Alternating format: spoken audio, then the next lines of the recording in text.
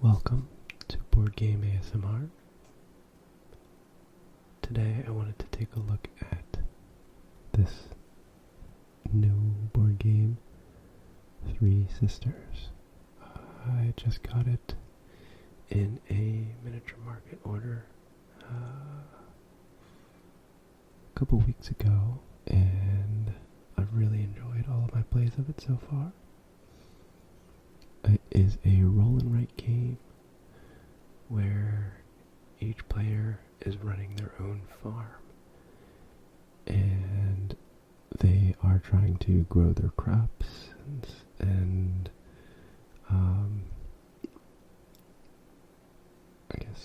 ship them or trade them as goods, and whoever can make the most successful farm will win the game. It is a roll and write game, but the other main mechanism that drives the game is dice drafting. So let's take a look. It being a roll and write game, there are pretty few components. Here is the main board, and it comes with these cool little custom dice. The rest of the sides are pips, but the ones are pumpkins. So at the beginning of each round, you'll roll the dice, and you'll see this board has 7 spaces on it. Depending on where you are in the game,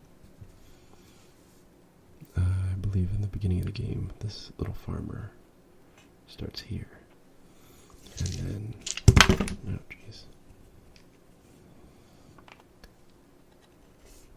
and then you'll roll the dice, and then order them in ascending order,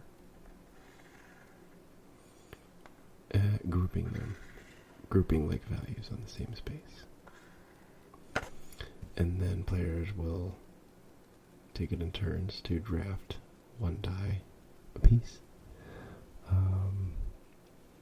I most frequently play this as a 2-player game, so there are only 4 dice, but in a more than 2-player game, there are more dice. But when a player takes a die, they'll do the action of whatever space they took the die from, and they'll also do an action based on what number the die was. So this will all make a little more sense if we go to our boards. Now I know this can look pretty overwhelming, but there are only a few sections. There's this main section, the garden, and then you'll see the garden itself is broken up into 1, 2, 3,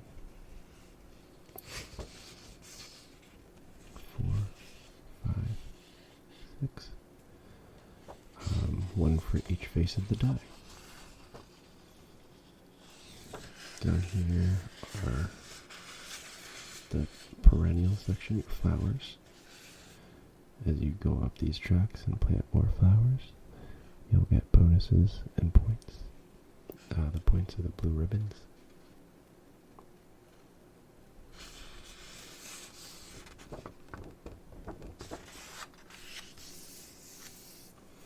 And then you also have this sheet. This sheet also looks overwhelming, but there's only a few sections. There's the apiary, where you raise your bees and harvest honey, or propagate or breed the bees so that you can grow faster, or get better yields and what have you. I'm not a farmer. And then there's your fruit trees, fruit groves, apples, peaches, blueberries, raspberries. And then over here is your tool shed. Here you can spend actions to create tools, which will make farming easier or give you endgame scoring opportunities. And then down here are a couple of tracks. The goods track, and you'll get goods from, harvesting certain things. And there's the compost, which is a resource in the game, which will let you manipulate the number die that you're taking. So you can spend one compost to add or subtract one from a die that you've taken as your action.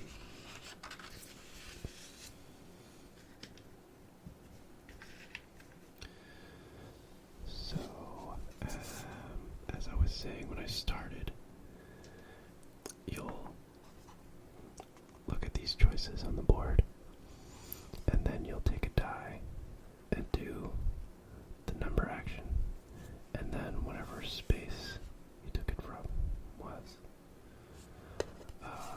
The number action is very simple. You have two options. You can either water or plant in the matching section. So if I took a 5, I would be looking at section number 5 here. These taller columns are corn, and the shorter ones are beans. If I took a 5 and I choose to plant, I can cross off 2 of the bottom corn squares. Now, importantly, planting means starting a column. So if I had already started this corn column, I could not choose the action plant and then check off the second corn square. If I want to add more, if I want to grow my corn, I have to choose the water action.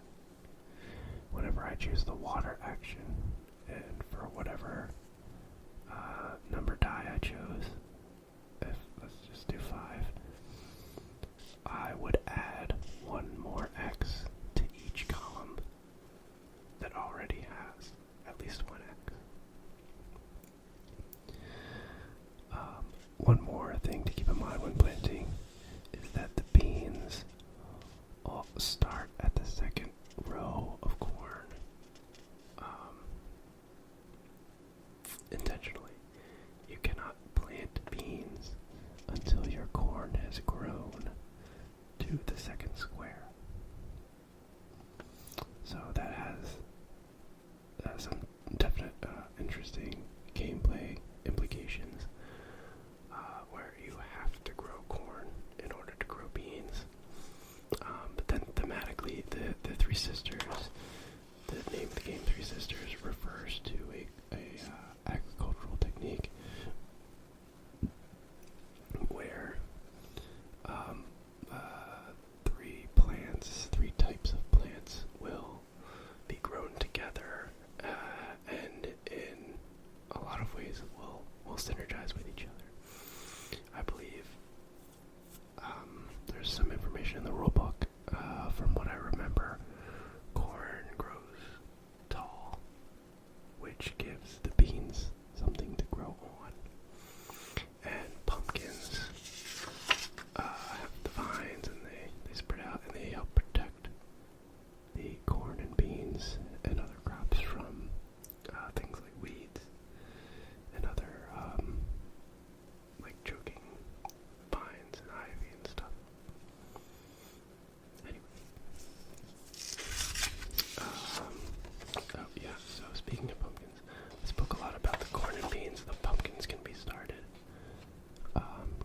just the same by planting, and they'll grow just the same by watering. And then one thing you'll notice here is there's a drainage, I don't know if you can read that, between these 2 pumpkins. Each pair of pumpkins will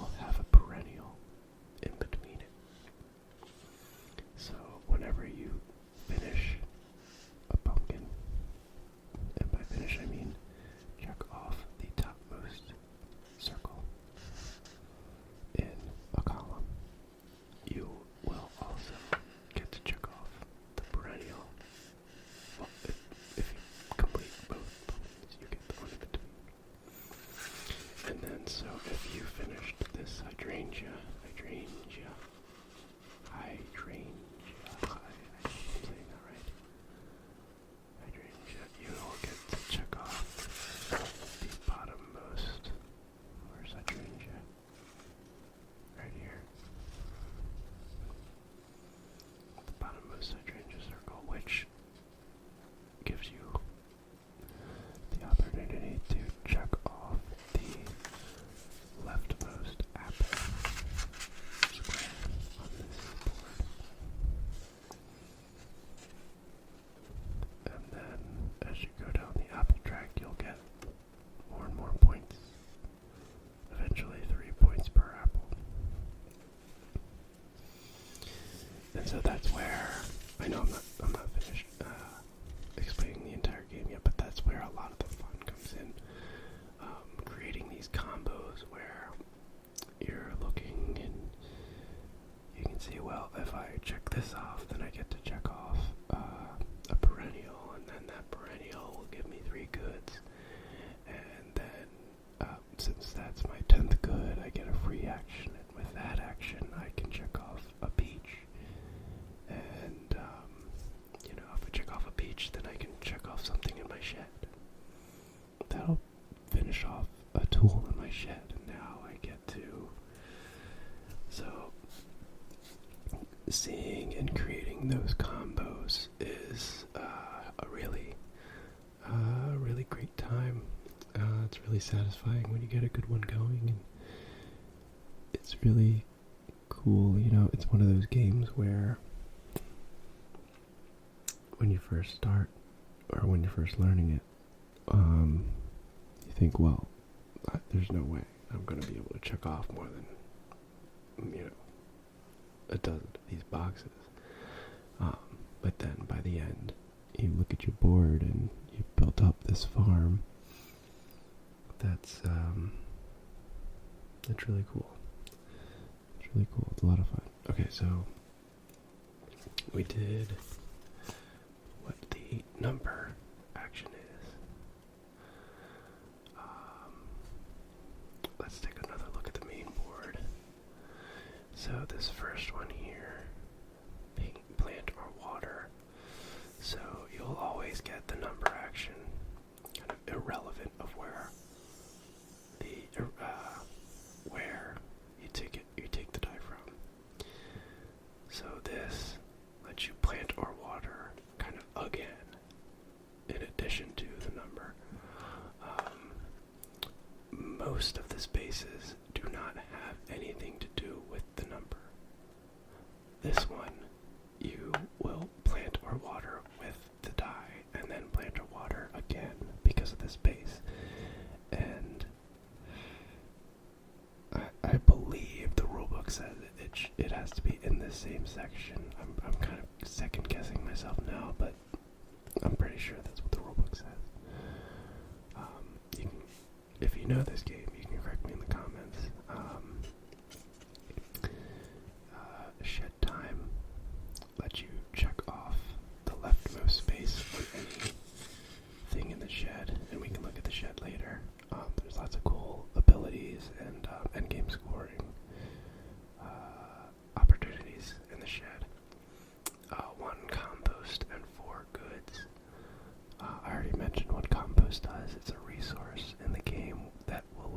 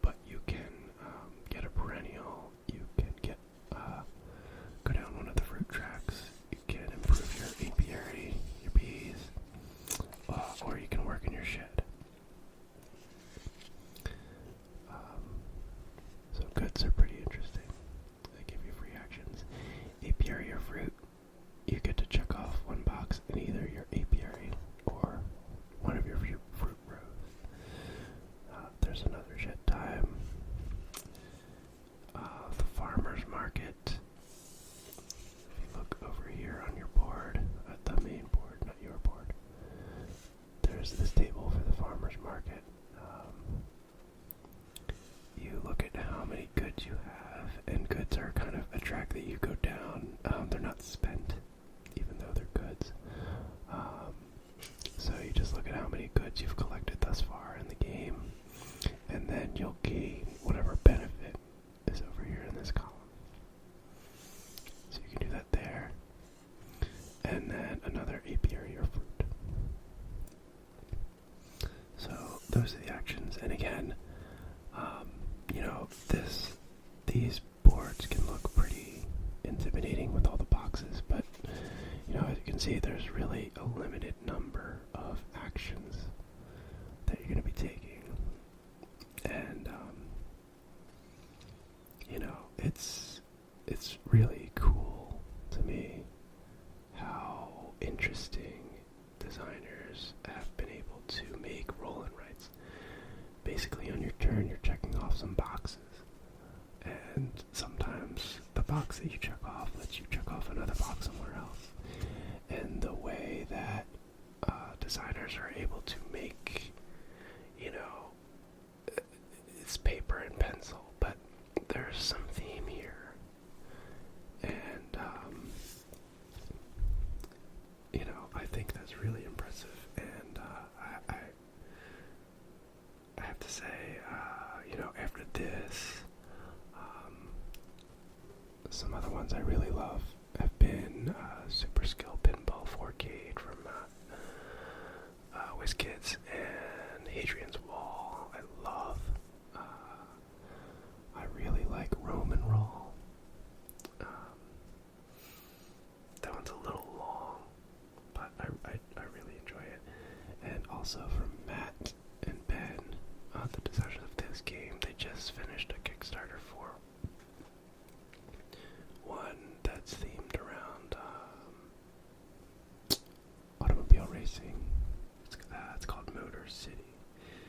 And back to that, I'm really excited to play that. Anyway, another tangent.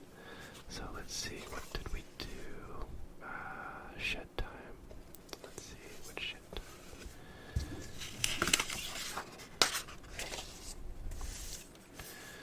So there's a bunch of cool things here. Mason jars, for example. It's only one box, and you get a point at the end of the game. And then every time from then on, after you have finished your mason jars, you get a good every time you do blueberries. Well, that's great, especially because blueberries already give a benefit. Every blueberry is 2 points, so now you get 2 points and a good. Let's see, one that I think I've gotten every game I've played, was the seed spreader. Whenever you plant, you get to plant 3 crops, so you can start 3 columns every time you plant. I've not played the game a ton, but that just seems like it's really good. It is 4 boxes, so it takes a little while to get there. Another one that I usually go for is the carving kit. You get a bonus point for every harvested pumpkin in a chain. And that's what I like getting, because I like targeting the pumpkins because it also lets you go up the perennials track. And all of these have really great things, especially the higher you go. So if I'm doing pumpkins already because I want perennials, then might as well get extra points. There's also a couple that are just big points. So the new tractor, the weed whacker, the string trimmer don't do anything in game, but 6 points and 18 points. Those are big chunks. Let's see. Oh, the rain barrel. That was a good one. Let's see. Rain barrel. After it rains, you all get to water a zone. Oh, what is rain? So there's this round tracker on the main board,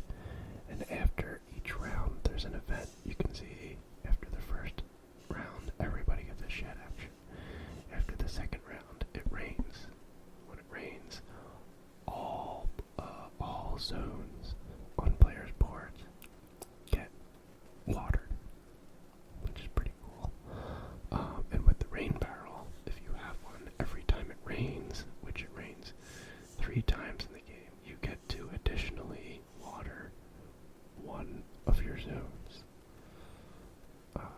So that's pretty cool. And so, a lot of the other sections are the same. You go up the apiary track, you get extra fruit at the bottom there, and then you can branch off. You can go up this split hive route, which gives you more bees. You can plant again, you can get more fruit, plant or water. You can harvest their wax, which gives you goods. You can harvest their honey, which gives you points. Go up these fruit tracks, they get you lots of points. I think it's raspberries, gives you lots of goods. And like I said, goods, every 5 goods, you get a free action to use anywhere except for the garden, which is pretty powerful. And then there's the compost, which is the resource. I have on the reverse of this. I think this is one of the first games I played with my partner, and you can see kind of where I went, what I did. I definitely got the seed spreader. I got the rain barrel. Kind of late in the game, I think it had already rained twice, so I only got to use it once. But after that game, I learned either get it right away or don't get it. So yeah, I think Three Sisters is a great game. I think for a lot of people, roll and writes kind of get dismissed out of hand, which is totally fair. Components on this are good, but they're not a big draw. There's the cute dice, the art is very pleasant. The theme is very pleasant. The mechanisms of the game are really fun. They're, I think not as intimidating as it may seem when you first see these papers.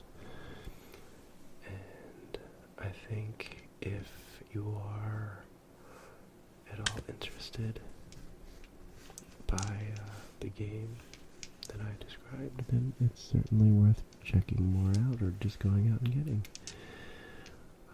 If you have any questions about the game, or I messed up a rule, or you have any feedback on the quality of the video itself, if you want me to try to incorporate more